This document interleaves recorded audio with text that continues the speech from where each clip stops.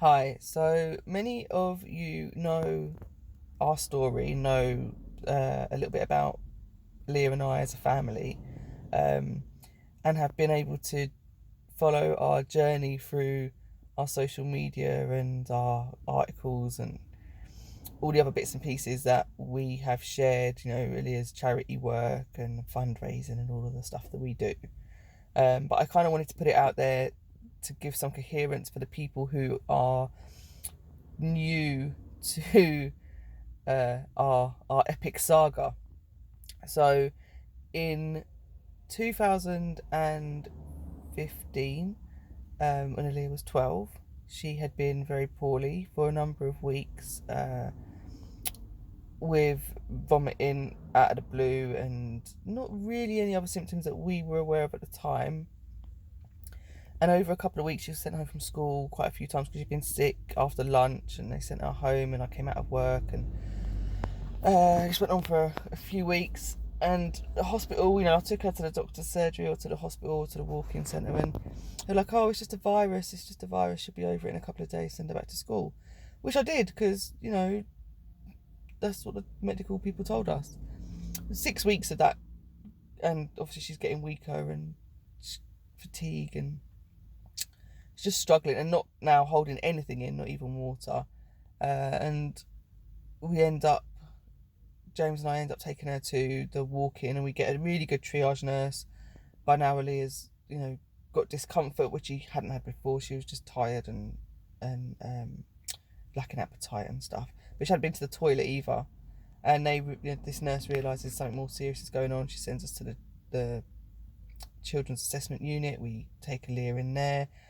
They put her on a drip, so she's got some fluids, and she perks up a bit, and she feels hungry, so we get her some food, and she and I stay overnight because it's a Sunday.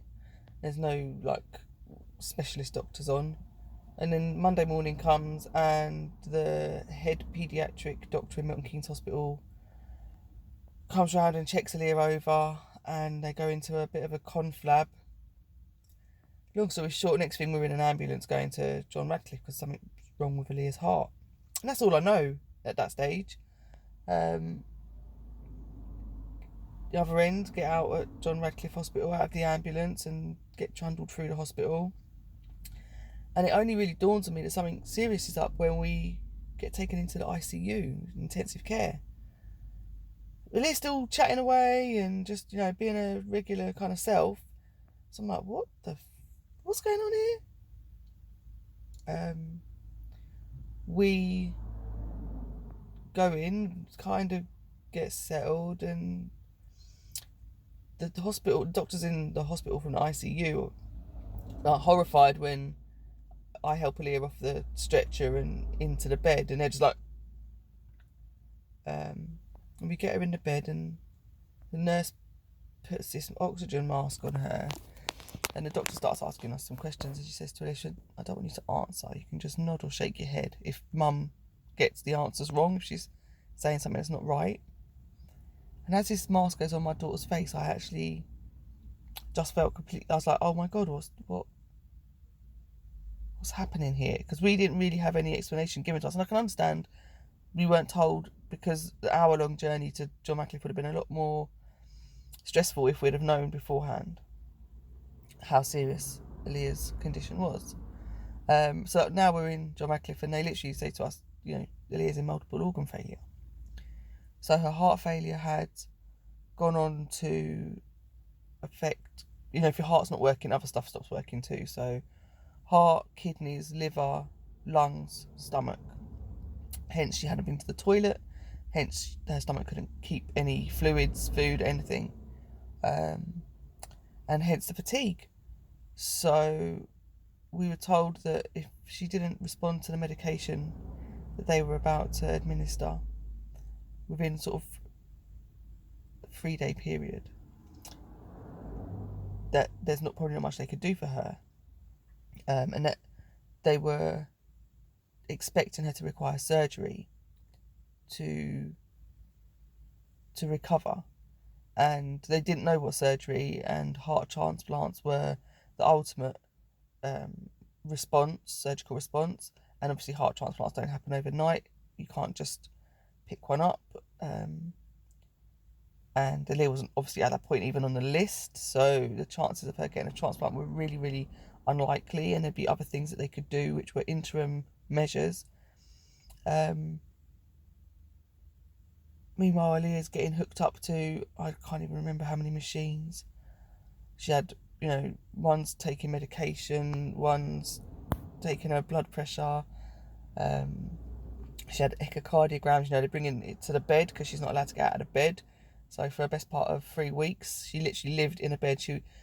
They wanted to put a catheter. She was not having any of it. She was like, nope. So they agreed to compromise and let her have the commode. But that's literally as far as she got. She got out of the bed to sit on the commode, and then off the commode and straight back into the bed for 3 weeks. And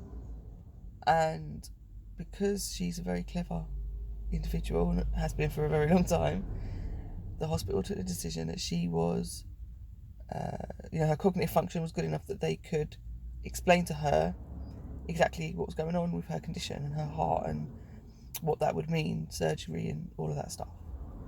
And at that point that they told her, Aaliyah decided that, or felt that she knew she wasn't going to need that surgery and she wasn't going to need that intervention and that everything was going to be okay. And when she told me that, I absolutely believed her. And I know the doctors in the hospital thought it was like, because she was scared and because of her not really understanding or wanting to play it down or whatever. And that's not the case. It's because my child knows herself well enough, and when she listens to her intuition and her body, she generally gets it right. So we're on tenterhooks for 3 days, living in the hospital, keeping mad hours, and she's picking up, she's eating, she's responding well to her medication. Her organs other than her heart begin to recover, and everything's looking pretty good. We, still not fully aware of the repercussions or long-term effects of the condition, and no one can tell us what they are because until you get there, everything's up in the air. So we're doing it like the day at a time approach and just getting through it. And to be quite honest with you, reflectively, those few weeks we had in hospital were not bad. The circumstance was bad, but we had fun. We made it something quite special with regards to our relationship. And I have quite fond memories of our time with those nurses and doctors and talking to other patients and parents. And I can't say that the late night pizza party was horrific. It was fun. We enjoyed it. It's sad and challenging the fact we had to be in hospital, but the stay itself was made not just bearable, like verging on enjoyable by the staff. That's how good the NHS is. That's how good the staff at John Radcliffe were at making us feel comfortable and supporting our well-being above and beyond Aaliyah's physical condition, which they were obviously treating to the best of their ability as well. After nearly 4 weeks, we come out of hospital and we are allowed to take Aaliyah on holiday I think we went to Devon or somewhere for like a week, or not even a whole week, just to go back to hospital for a checkup, for an MRI and stuff. So fast forward now, Aaliyah has spent the last 5 years learning to manage her condition, adjusting medication, trying to get into school and get an education and engage with people, and the challenges just kept coming. So, we had a lot of trauma with how the school managed her condition, and the difficulty a lot of people have with understanding, because somebody has a physical disability doesn't mean their brain doesn't work. And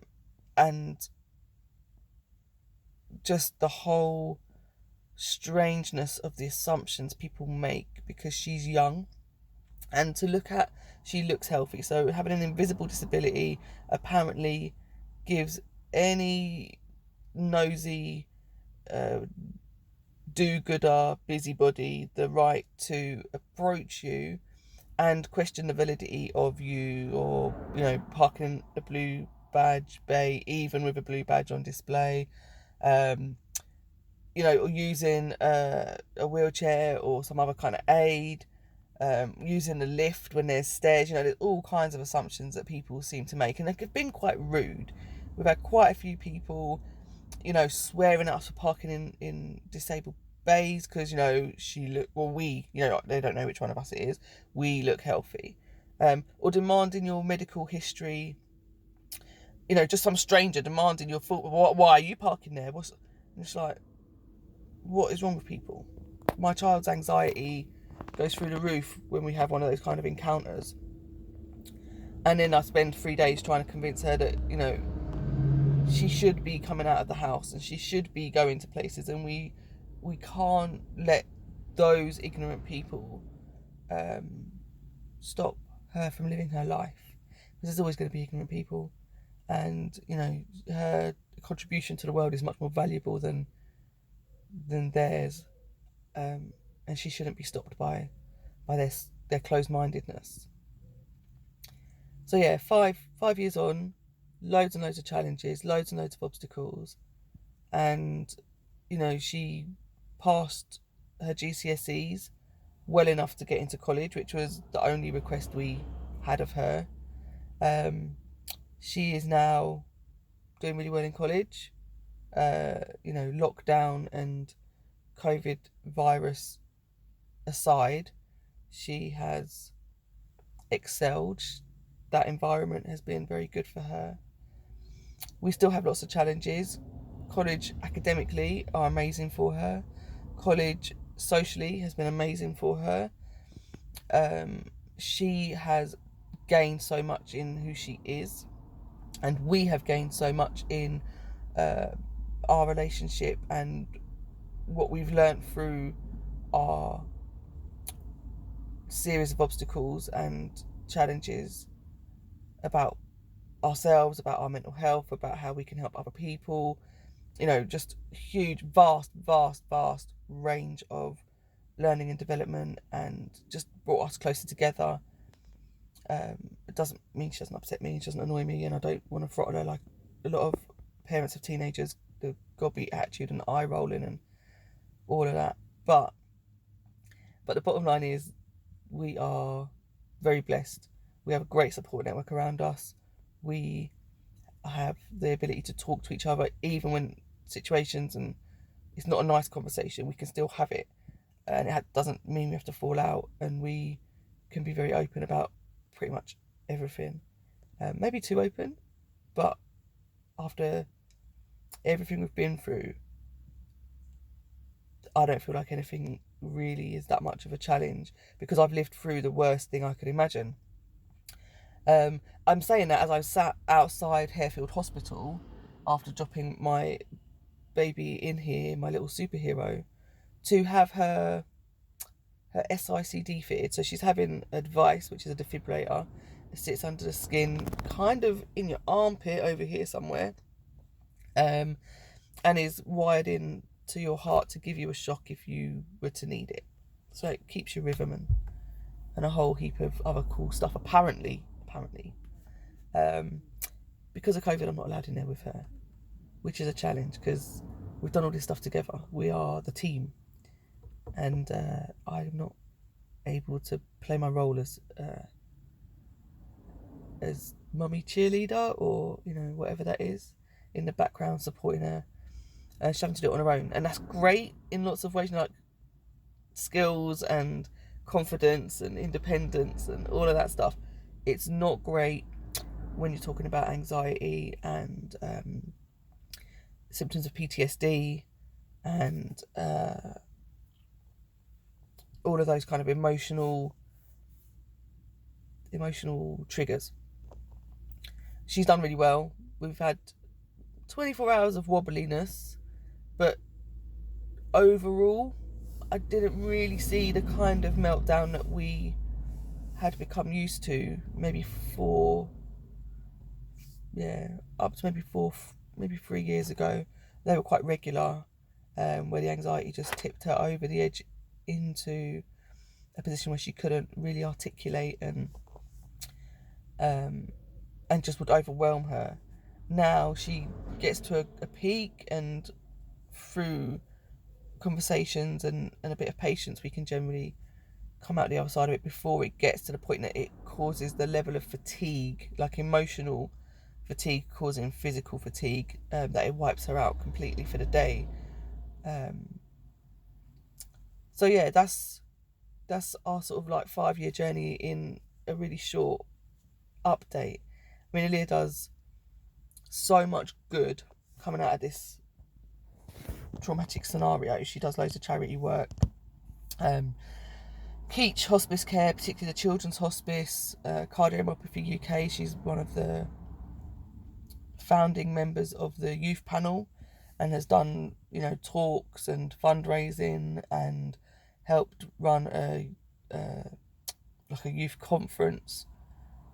She helps just everybody around her. She puts a lot of energy into sharing what she's been through in a way that we hope helps other people.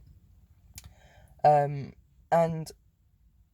that whole journey has, I hope, equipped her and me to move forward with what it is we're trying to do with our lives, to support other people and to engage and teach or whatever. So I just kind of felt that while I was sat here waiting, rather than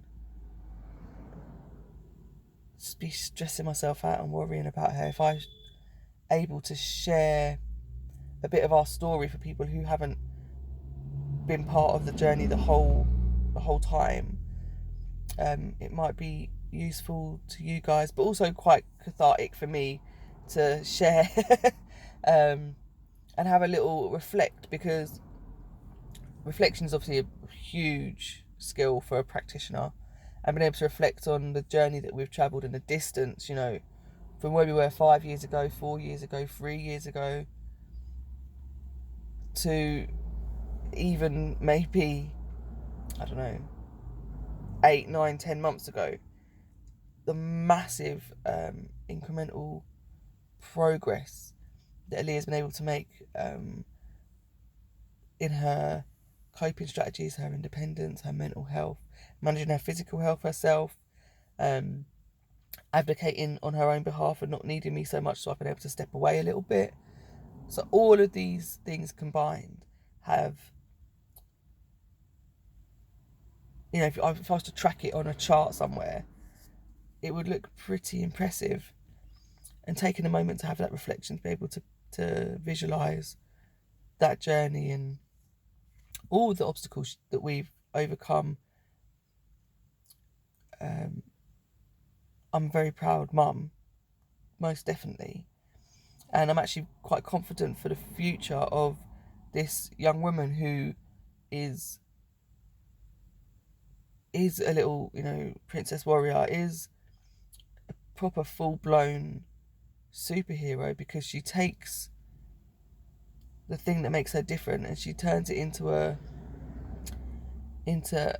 powerful tool to help other people and to express herself and share like this huge value in what she's gained. So yeah, more power to her, and I'm sure there'll be other aspects of the journey that I will now be sharing by video. Get back at me with any comments or maybe some feedback, and if anything that I've said resonates with you, please let me know. I'm more than open to having conversations about how we build up each other's resilience and mental health, support, and all that other good, stuff that allows us to become more capable and more of a community, and not leave people out in a position where they feel isolated and alone and unable to manage. We're very lucky, our support network, I never really felt that way. I mean, I felt alone a lot, but I didn't feel that there wasn't somebody I could reach out to. And I want our circle and the wider community, whoever, to be able to reach out. So I'm sharing our story with that in mind. I hope it hasn't been too boring or convoluted. And if I've missed anything, feel free to come back to me and fill in any gaps. In the meantime, take care and thank you.